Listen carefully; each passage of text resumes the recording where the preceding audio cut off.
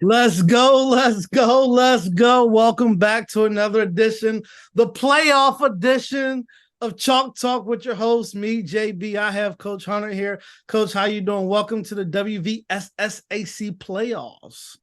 Thank you. How you doing today? Hey, Coach, I'm doing good. Coach, listen, you have been in the playoffs for consecutive years, and I was driving around today, and I was wondering how many times has Jefferson High football been in the playoffs for more than 1 year at a time? I mean, Uh, you're Mr. Jefferson High. I figured you may know. I think it's one other time. Well, one time, 2004, 2005, and then the time we actually coached together, we went consecutive years, and then now again. Congratulations, Coach. You back. I'm looking. I'm like, Jefferson High hasn't done this a lot. So what's it like to be in that consecutive, playoff, contention back on top again? I think I asked you this before, but what's it like now that you're actually in the playoffs? It doesn't feel bad. Being in the playoffs was a goal that the kids set um, at the beginning of the year was to be back in the playoffs and to go further in the playoffs than we went last year. So far we've accomplished one goal. Now we got some other goals to accomplish. Well, Coach, you got Willing Park coming into town. I think it could be a sneaky matchup. They're only 7-2. I see they have one loss against University and another loss against an Ohio team. What have you told your kids this week to be prepared to not be upset by a 7-2 Parkersburg that's obviously coming down to upset you guys? Just to make sure that we understand that they're not the quintessential 11 seed.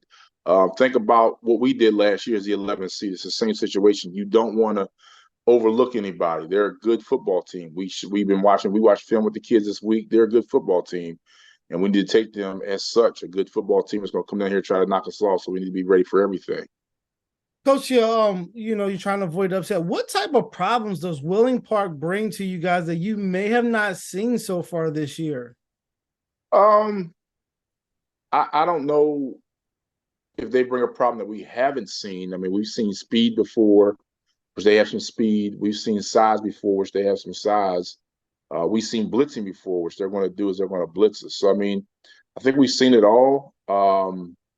It's just a matter of their blitzing is going to come from different places.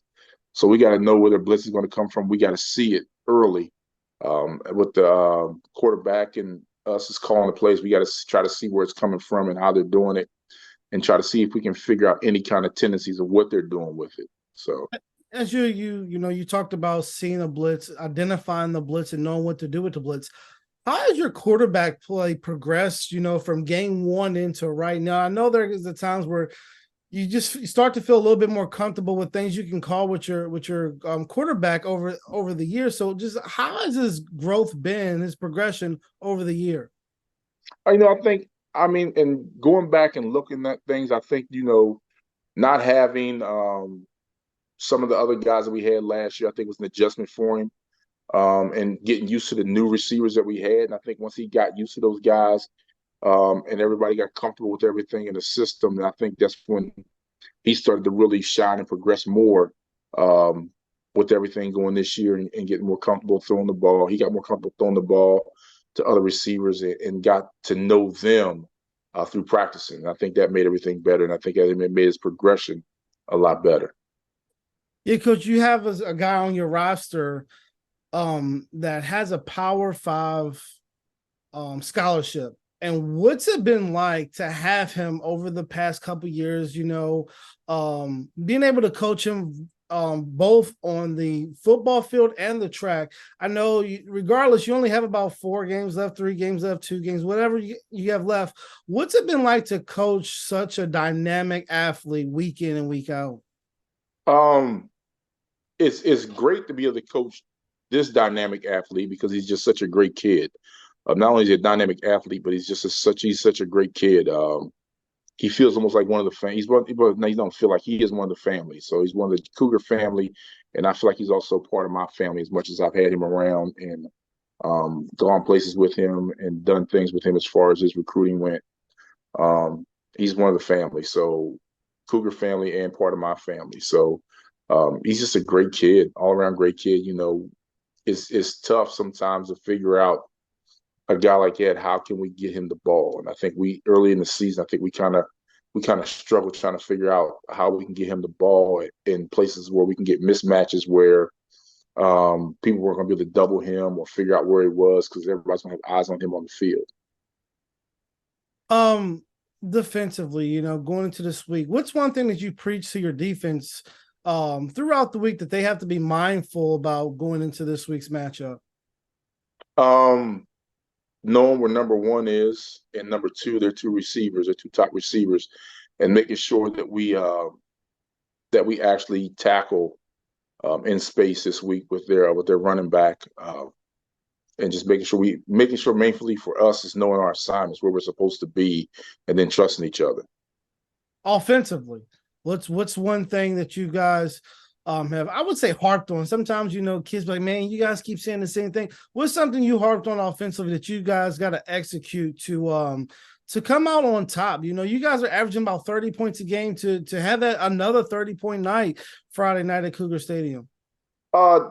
Assignments, making sure us as coaches get the ball to our playmakers in space.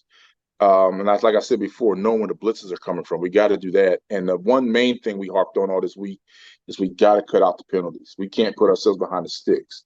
We've done that throughout weeks in this season. Is got a lot of plays called back or touchdowns called back because of holding penalties, blocking the back penalties, or just some pre-snap penalties. We just got to cut all that out. It's playoff time now. We can't give a good team like Willing Park anything. So we got to cut out the penalties. Well, it is the playoffs. You guys are home. You guys have, I'd say, restored the roar. It's Jay High. You guys are back, and we love to have you each and every week. We're looking forward to seeing you guys next week, probably against the Bulldogs, another EP showdown. I'm hoping that we get to see you guys again, and wish you guys the best of luck and continue to stay healthy throughout the game tomorrow night. No, for Friday night. All right. Well, thank you. Appreciate it. Hey, Coach, best of luck. I hope you stay safe. And I always say we hope that the kids succeed both on and off the field. We wish you guys the best of luck and see you next week. All right.